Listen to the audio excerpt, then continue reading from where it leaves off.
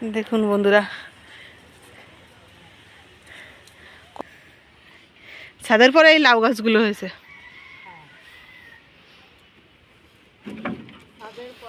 তো পিছন পিছন যাচ্ছি।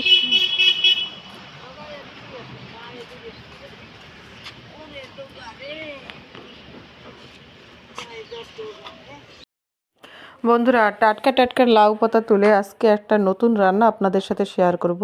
ভিডিওটি প্রথম থেকে শেষ পর্যন্ত দেখবেন। আশা করি ভিডিওটি সকলের কাছে খুব ভালো লাগবে।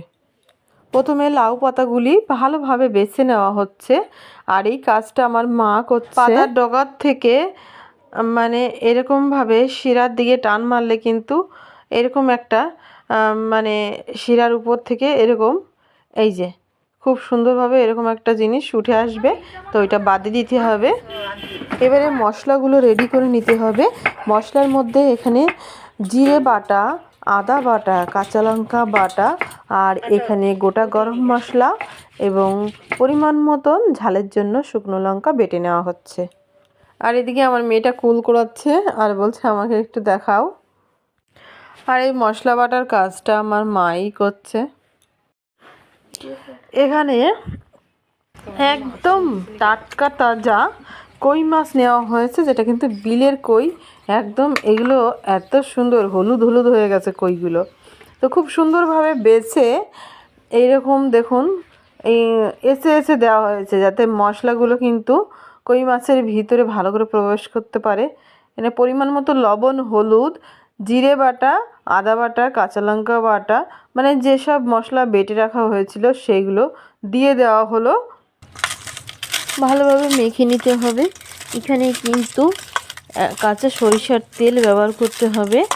এখানে 3 থেকে 4 চা চামচের মতন আমি খাঁটি সরষের তেল দিয়ে দেবো। কই মাছের পরিমাণ কিন্তু এখানে 1 কিলো ছিল। সরিষার তেলটা দেওয়ার পরে আরও একবার ভালো করে মেখে নিতে হবে লাউ পাতা।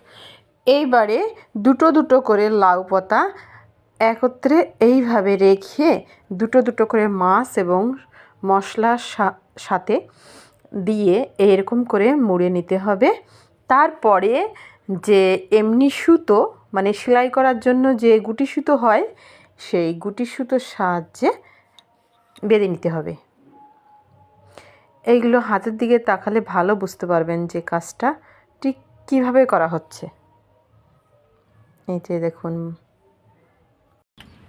ঠিক একই রকমভাবে সব কটা, মানে যে কটা হয় সব কটা তৈরি করে নিতে হবে।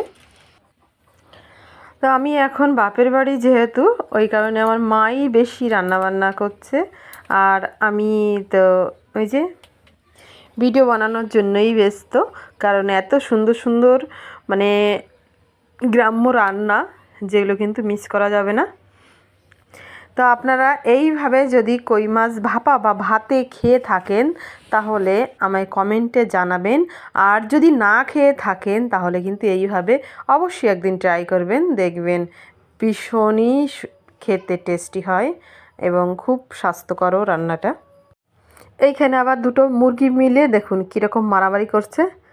এইটার আবার আমি ভিডিও করে নিলাম, কারণ এইগুলো দেখতে খুব ভালো লাগে।